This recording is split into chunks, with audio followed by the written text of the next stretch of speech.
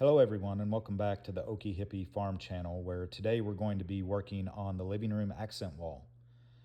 There were several people that came to help complete this task, including my godfather, my uncle, my old college roommate, and the usual suspects, of course. There will be quite a few time-lapse videos on this, but I'll periodically slow things down to give you some pointers, and then at the end of the video there will be some behind-the-scenes photos as usual.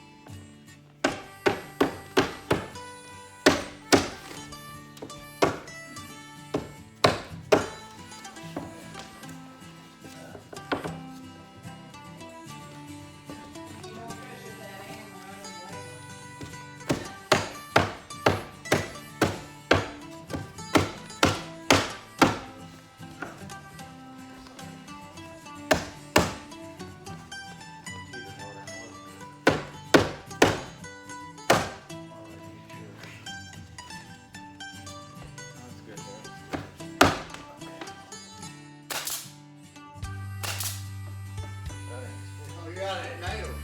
Huh? Are you out of nails? Yeah. Yes. Oh, it looks like there's. Huh? Yeah. I guess so. Normally it won't even shoot though when I'm out of nails. Once we reloaded the nail gun ammo and finished that section, you're about to see how excited my dad was to begin the next task. The engines, it wasn't putting a nail in there. No, those are all good. It's stuck. I found where it's stuck.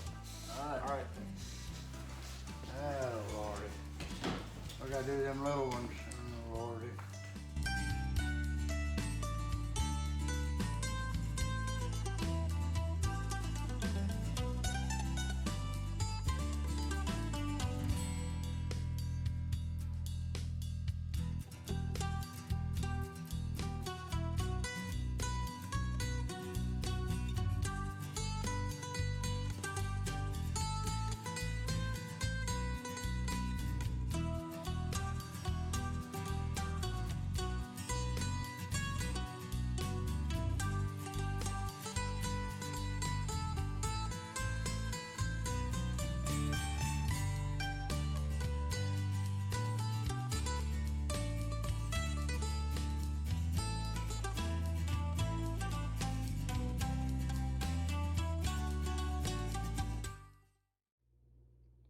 Okay guys, I wanted to slow things down a little bit as promised and show you kind of exactly what we were doing, especially here in the corners, because this was something when we were planning ahead that really looked difficult to us, and we were trying to figure out how we were going to account for that curve and get things to look right. So first off, let me show you, this is the tongue and groove that we purchased. It is about 1 inch thick, it's 6 inches tall, and then I believe I was using about 8-foot pieces, but I think you can get them in 12-foot pieces as well, if I recall. And I purchased these at Home Depot. Lowe's does have them as well, but Home Depot was a little bit cheaper, so that's why I got them there. But you can see the profile view here. You've got the tongue on top, you've got the groove on the bottom, and then once you kind of stack these on each other and get them nailed in, it's very, very solid and strong. Okay, so now that we've covered that, I want to show you what we were doing with the planks as we kind of added them and how we were nailing those in. I think that's the first thing to cover. So if I was working on this plank and I just got it done, I would nail it in at the bottom. I think I had like 3 nails right here. So I would nail the bottom, but I would not nail the top.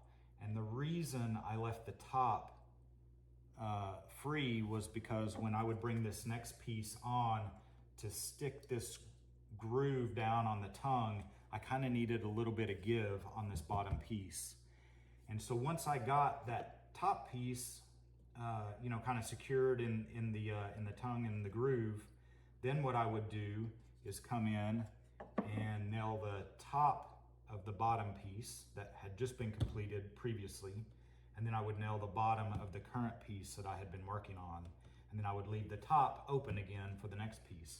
So hopefully that makes sense. I think initially when we did maybe the first row, I was doing the full nails on the bottom and top, and that just made it very, very difficult to get that next piece to get into that tongue and groove.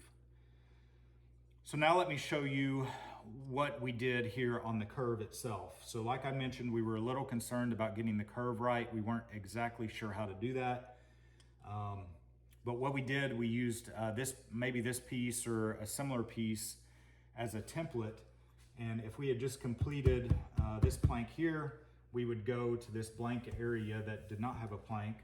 We would hold that where it was perfect on the bottom piece and push it up against the wall where the top hit. We made sure that everything was level, and then we could measure the distance from the wall to the bottom of this template piece here. And that looks to be about 1 inch, maybe 1.5 inches. So what that tells us is this piece here that we were going to work on and get secured up here, the bottom part of that needed to be 1.5 inches to 2 inches longer than the top. So what we would do is just get a tape measure on the piece we were going to cut, and at the top we would come over 1.5 inches or 2 inches, whatever that measurement was, mark it, draw a straight line, and then we could cut that diagonal. And that brings me to the next thing I wanted to cover, which was around how to cut this. Initially, we were using a jigsaw because we thought there was a lot of curve, you know, to the arch cabin here. But in fact, it was a straight cut, and we started realizing that maybe after a couple of rows, and we thought, okay, we're gonna experiment here and just use a skill saw, and that's what we did, and it ended up working perfect. And of course, like I mentioned, you'll probably want to use some sort of quarter round or something to cover up there right in the corner. So guys, hopefully that gives you some good pointers. For now, let's go back and finish this task. This is about the time I had to come in and give my old roommate some remedial training. He is, after all, only a U.S. Air Force pilot, which I hear requires a different skill set.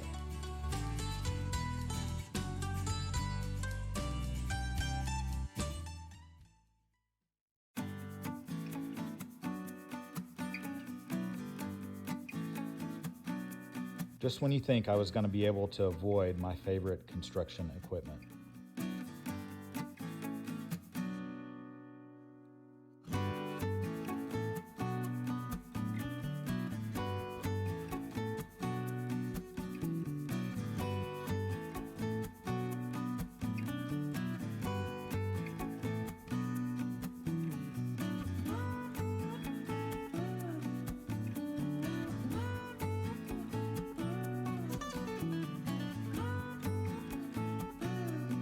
Here I am with Dad putting the last few pieces at the top of the accent wall.